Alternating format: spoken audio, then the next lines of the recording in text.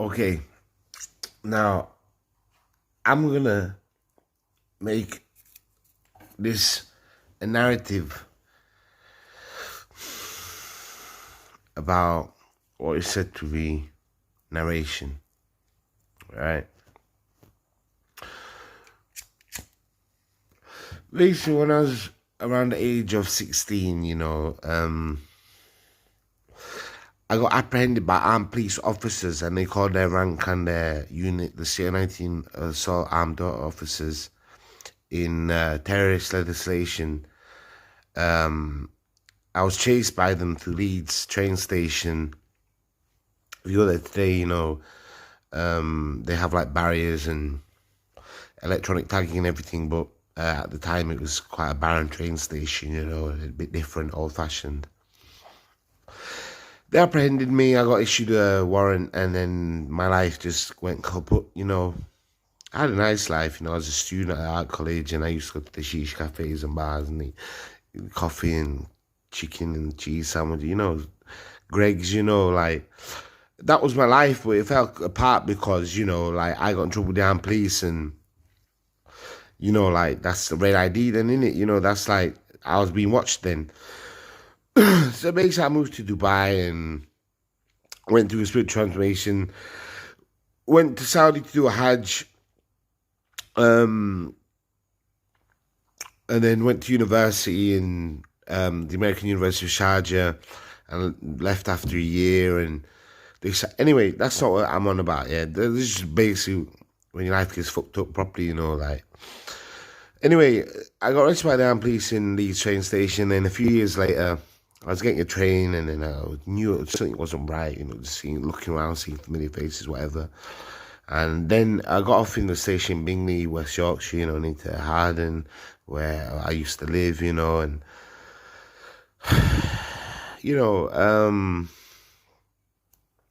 there was suspect terrorist legislation because I had been apprehended by Leeds Armed Police that I was subject to investigation.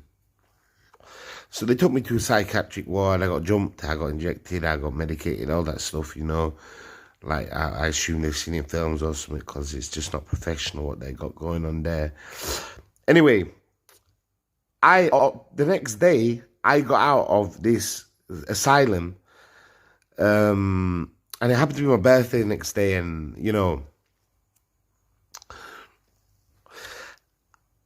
I got out the next day.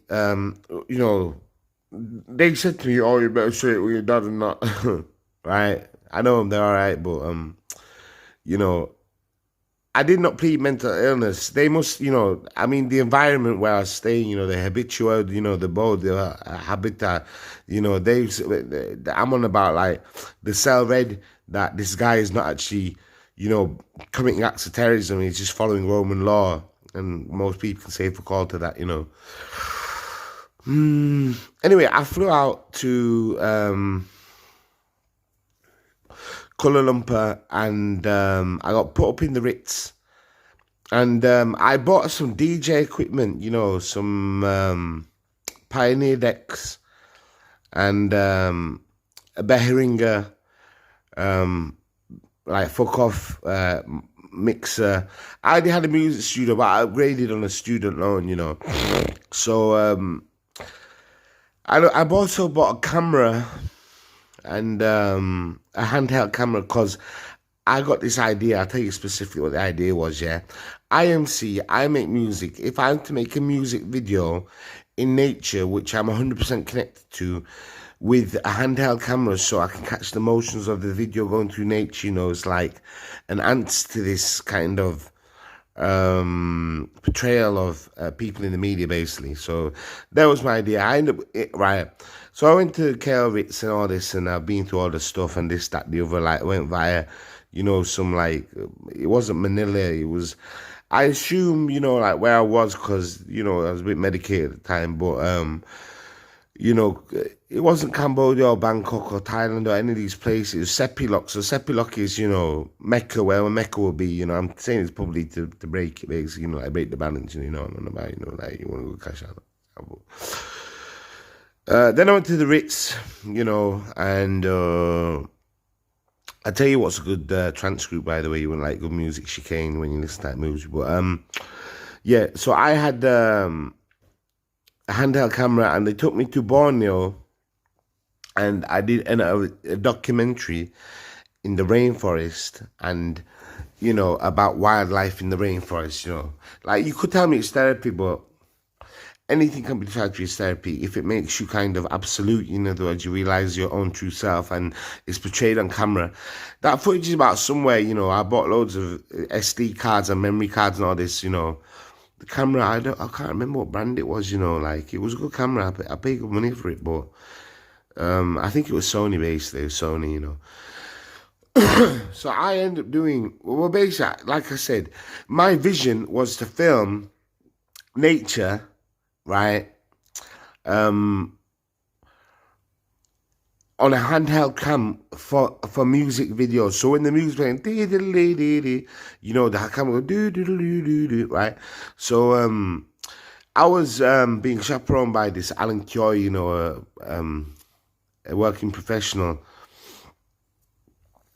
We was in one of these miniature airports. I think it must have been, it wasn't Shanghai, but it must have been Japan, just to say the least. And I had it in my rucksack and this, that, the other. He gripped it, yeah. And then he started filming. I'm like, what you doing? I'm supposed to be, I'm the cameraman. I didn't make a fuss. I don't make fusses. And then I just started presenting. So I started telling, yeah, this is what I'm doing. Like, this is well good and blah, blah. I didn't say that, but, I'm like, be professional, innit? Anyway, we made some good footage together, me and Alan Kyoy, and I took loads of photographs. I had my iPhone Pilot as well. Like I did tempos in Bangkok, like all this stuff. Like I really, really, in terms of being an artist, it really pushed me, but it really kind of, in reflection, it's really like I often see a good image and I take an image and then, I never like admire it or cherish it or look at it or stare at it or whatever, But, I think I really came to be, I assumed, premier role. And, anyway, this,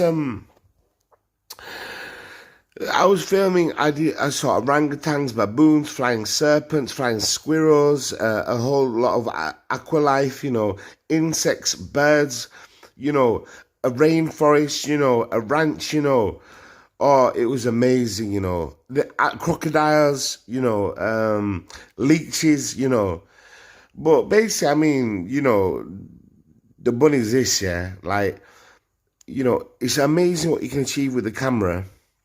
And it's amazing what you can present on a camera.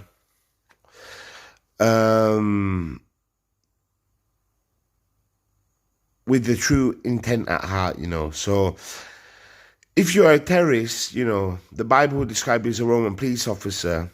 But if you really believe in peace and nature, do take pictures of natural things. If you're sitting there with your dog and you smiling at the dog and the dog smiling at you and, like, make videos basically, make videos and put them on the net. Because, people, I'm not on about bad people, I'm on about, like, real people. It can really inspire someone, to pick up a camera and start filming, and if you put your voice in it, the description, I can see a big cloud and looks like this, that, the other. The potential of digital, right? It's about digital, yeah. Because, analog, like everything, black and white, Polaroid, like Kodak snapshots, it's just a cop-out, like if you have, a pinhole in a glass or in a sheet of paper and you put it in a box and you put a silver foil there, you can get an image. But when you burn it onto, like analog photo, digital, yeah, you can get the frequency, the radio wave, the electricity current, you can get the color, you can do digital manipulation, editing, Photoshop, everything, design, So do buy a nice phone because, like you take the images, you modify them, and then I'll put an example at the end of this video, and market stuff, the internet basically, so you want to get hooked up, you want to make money, it's the web, simple as that. Goodbye, have a good day, bye-bye.